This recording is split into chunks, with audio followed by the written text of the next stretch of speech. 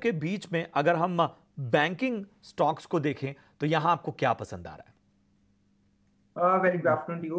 बिल्कुल देखिए, bank Nifty पर ही थोड़ा कंफर्ट ज्यादा आ रहा है, और जिस हिसाब से एक शार्प रिकवरी हमें आज के सेशन में बैंक निफ्टी में देखने को मिली है, वो क्लियरली यही इंडिकेट कर रही है कि यहाँ से बैंक निफ्टी 49,000 और 49,500 की ओर जाता हुआ नजर आ रहा है। ये सारे स्पॉट्स के लेवल्स हैं। तो विद इन दिस स्पेस कुछ चुनिंदा बैंक्स, इनफैक्ट सारे ही बैंक्स स्ट्रॉन्ग नजर आ रहे हैं, बट कुछ चुनिंदा बैंक जो हमारे रडार पर है, सबसे पहले उनमें से एक है आईडीएफसी फर्स्ट बैंक। काफी बेहतरीन चार्ट पैटर्न है, यहाँ पे कंसोलिडेशन पिछले कुछ समय से देख रहे हैं, और आज का जो कैंडल है वो क्लियरली इंडिकेट कर रहा है कि एक इनसाइड बार यहाँ पे बनने की तैयारी हो रही है, और ऊपरी सरों पर 80 से लेके 82 की ओर हमें आईडीएफसी फर्स्ट बैंक जाता हुआ नजर आ सकता है। 74.5 का यहाँ पे स्टॉप लॉस रख के चलना होगा।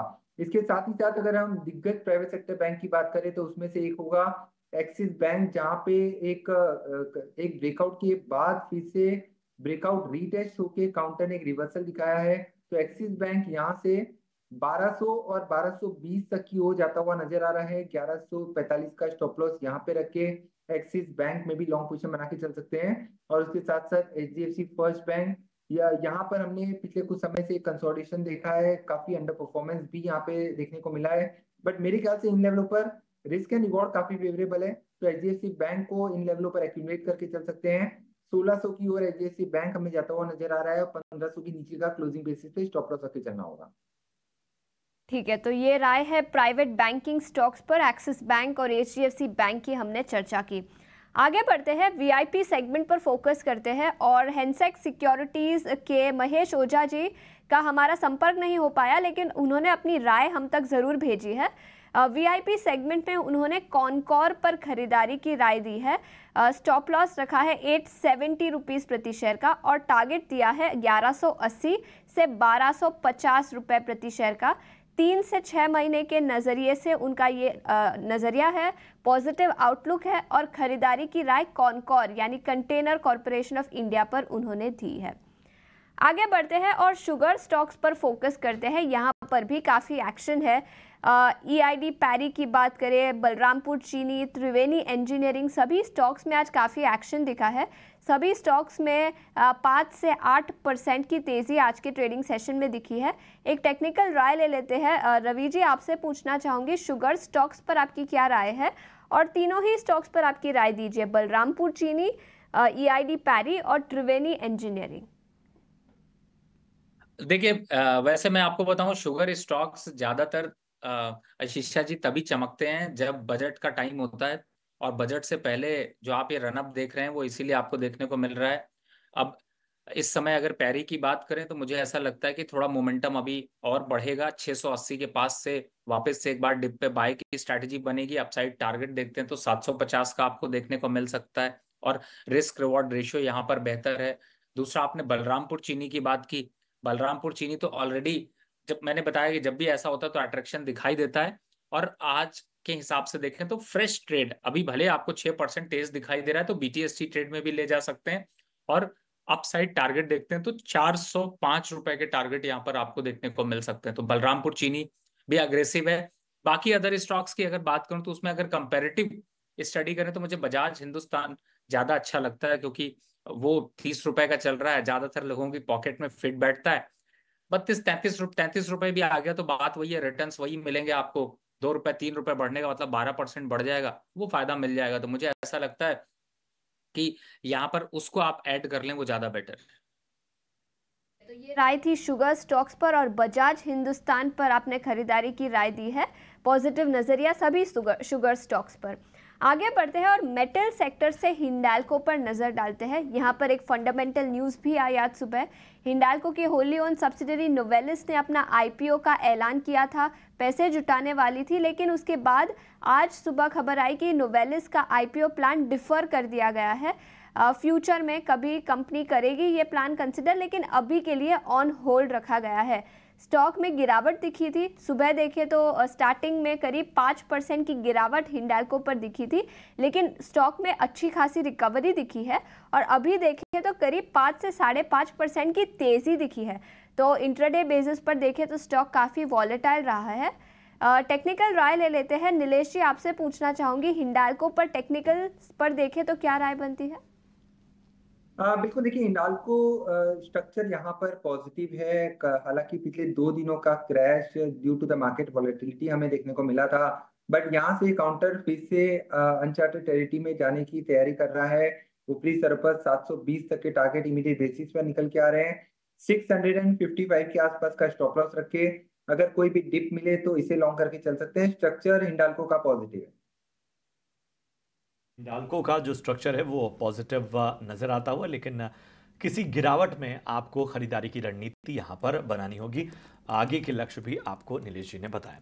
चलिए ज़रा होटल स्टॉक्स की चर्चा कर लेते हैं। और जिस तरह से हमने लिकर स्टॉक्स की चर्चा में चुनावी फैक्टर को ढूंढा है, होटल और रिजॉर्ट स्टॉक्स जो हैं उनमें भी एक चुनावी फैक्टर है, क्योंकि जब भी क्लियर मैंडेट नहीं होता है या इस तरह की गठबंधन की सरकार बनती है तो हॉर्स ट्रेडिंग शुरू हो जाती है और रिजॉर्ट पॉलिटिक्स उसमें बहुत इंपॉर्टेंट है। आज हम देख रहे हैं कि तमाम जो होटल स्टॉक्स हैं, आप देखिए इंडियन होटल्स लगभग 7.5% से ज़्यादा की तेज़ी, वायसराय होटल्स में भी लगभग 5% की तेज़ी, महिंद्रा हॉलीडेज़ आप देखिए 4% भागा हुआ है, ओरिएंट होटल्स, होटल लीला वेंचर्स, सभी में तेज़ी नज़र आ रही है। ये एक फैक्टर मैंने गिनाया, लेकिन क्या जो होटल स्टॉक्स हैं वो फिलहाल बेहतर संकेत दे रहे हैं? रवि बताइए, होटल स्टॉक्स कैसे लग रहे हैं आपको? देखिए प्रशांत जी, आपने इन सेक्टर्स को पकड़ा जरूर है, दमदार है, अट्रैक्शन भी दिखाई दे रहा है, लेकिन कई बार ऐसा होता है कि इन्वेस्टर फंसे होते हैं और उनको निकलने का मौका मिलता है। इस समय भी इंडियन होटल की सबसे पहले चर्चा कर लूं, नो डाउट जो मोमेंटम है 7.5% अप है, कल भी 2% 1.5% तक अप और दिखा सकता है, 600 के आसपास तक आ सकता है। और 600 के आसपास आता है तो एक बार को आप यहाँ पर थोड़ा सा प्रॉफिट बुक करिए, एग्जिट होइए, क्योंकि इन लेवल्स पर बहुत ज्यादा रिस्क रिवॉर्ड रेशियो बेहतर नहीं है। दूसरे अगर होटल स्टॉक्स की बात करें, जैसे महिंद्रा एंड महिंद्रा या फिर महिंद्रा हॉलीडे की बात कर लें, तो मुझे ऐसा लगता है कि ये भी जो है वो प्रॉफिट बुक करने के लिए अच्छे हैं और इस समय आपको आज मौका दे रहे हैं, क्योंकि इनमें एक बहुत बड़ा करेक्शन देखने को मिला था। बहुत दिनों से कंसोलिडेट कर रहे थे और चलने की तैयारी कर रहे थे, लेकिन चल नहीं पा रहे थे। तो मुझे लगता है यहाँ पर भी 410 415 के आसपास आता है तो एक बार को प्रॉफिट बुक कर लीजिए। और अगर इसमें आपका पोर्टफोलियो, इसको कम करिए, किधर जाइए वो भी बता देता हूं आपको। यहाँ पर इस समय थोड़ा सा वापस से पीएसयू स्टॉक की तरफ ध्यान दीजिए। देखिए आग लगी पड़ी हुई है उन स्टॉक्स में और उनमें एवरेज करने का मौका मिल रहा है। इनसे आप थोड़ा सा यहाँ पर एक बार एवरेज करके बाहर निकलिए, या फिर ये कहें कि प्रॉफिट बुक करके बाहर निकलना चाहिए। ठीक है, तो अच्छा हुआ हमने इस खास सेगमेंट की चर्चा कर ली और उसके ज़रिए आपको प्रॉफिट की जो रणनीति है वो भी आपको समझ में आ गई होगी, और इस प्रॉफिट के पैसे को लगाना कहाँ है वो भी आपको रवि ने बताया। बात करते हैं एक अहम सेक्टर की, लिकर शेयर्स, यानी शराब वाले शेयरों में ज़ोरदार तेज़ी है। आखिर इस तेज़ी के क्या मायने हैं, ट्रिगर्स क्या हैं? हमारी सहयोगी आशीषा हमारे साथ जुड़ चुकी हैं ये बताने के लिए। आशीषा बताएं, आखिर लिकर शेयरों में ये जो जोश है उसके ट्रिगर्स क्या है? बिल्कुल, अल्को बेवरेज इंडस्ट्री में आज काफ़ी एक्शन दिखा है। कुछ स्टॉक्स की बात करें तो Radico Khaitan, United Spirits, United Brewery, Sula Vineyards जैसे कुछ स्टॉक्स हैं जिसमें 4 से 8% की तेज़ी आज के ट्रेडिंग सेशन में दिखी। इसकी वजह सबसे पहले कंजम्पशन थीम पर नज़र डालते हैं। एफएमसीजी सेक्टर में भी तेज़ी दिखाई दी, उसकी मेन वजह कंजम्पशन है। कंजम्पशन पर गवर्नमेंट का फोकस रहेगा, जिसके चलते अक्रॉस द बोर्ड सेक्टर में एक्शन दिखाई दिया है। और लिकर कंजम्पशन की इन पर्टिकुलर बात करें तो पॉलिसी चेंजेस, गवर्नमेंट चेंजेस से लिकर कंजम्पशन पर कोई इम्पैक्ट नहीं दिखेगा। इसके अलावा वॉल्यूम ग्रोथ पर भी फोकस रहेगा। याद रखें पिछले कुछ महीनों में वॉल्यूम ग्रोथ पर थोड़ा सा इम्पैक्ट था। इलेक्शन रिलेटेड रिस्ट्रिक्शंस रहते हैं जिसके चलते वॉल्यूम्स में कमजोरी दिखाई देती है, बट अभी इलेक्शन हो चुके हैं तो वॉल्यूम्स में रिबाउंड दिखाई दे सकता है H1 FY25 में। मीडियम टर्म फैक्टर्स की बात करें तो याद रखें इंडिया यूके FTA की बातें चल रही है और कुछ ही समय में ये डील साइन भी हो सकती है। तो स्पिरिट्स मेकर्स जो है, यूनाइटेड स्पिरिट्स जैसे जो प्लेयर्स हैं उनको फ़ायदा हो सकता है। रॉ मटेरियल प्राइसेस कम हो जाएंगे यूनाइटेड स्पिरिट्स के, जिसके चलते मार्जिन्स में भी इम्प्रूवमेंट दिखाई दे सकता है। इसके अलावा प्राइसिंग की बात करें तो याद रखें लिकर इंडस्ट्री के प्राइसेस गवर्नमेंट फिक्स करती है और इंडस्ट्री का मानना है कि लिकर के प्राइसेस बढ़ सकते हैं, स्पेशली तेलंगाना, आंध्र प्रदेश जैसे कुछ स्टेट्स में लिकर प्राइसेस बढ़ सकते हैं, जिसका direct impact alcohol beverage industry पर होता है। लॉन्ग टर्म ट्रेंड्स तो है ही, पर कैपिटा कंजम्पशन अभी भी लिकर का इंडिया में देखें तो ग्लोबल एवरेजेस से कंपेयर करें तो काफ़ी लोअर साइड पे है। तो कई सारे शॉर्ट, मीडियम और लॉन्ग टर्म टेलविंड्स है जिसके चलते इस सेक्टर को बेनिफिट हुआ है। इसके अलावा कुछ मैनेजमेंट कमेंट्री की बात करें तो अभी अर्निंग सीजन हुआ, उसके बाद कुछ इंपॉर्टेंट मैनेजमेंट कमेंट्री आई थी। सबसे पहले यूनाइटेड स्पिरिट्स की बात करते हैं। उनका मानना है कि 13 से 14% का growth, revenue growth company report कर सकती है प्रेस्टीज और अबाव सेगमेंट में, और वॉल्यूम ग्रोथ की बात करें तो 4 से 5% का रेवेन्यू ग्रोथ गाइडेंस कंपनी ने दिया है। यूनाइटेड स्पिरिट्स ही नहीं, दूसरे प्लेयर्स की भी रेवेन्यू गाइडेंस काफ़ी अच्छी है।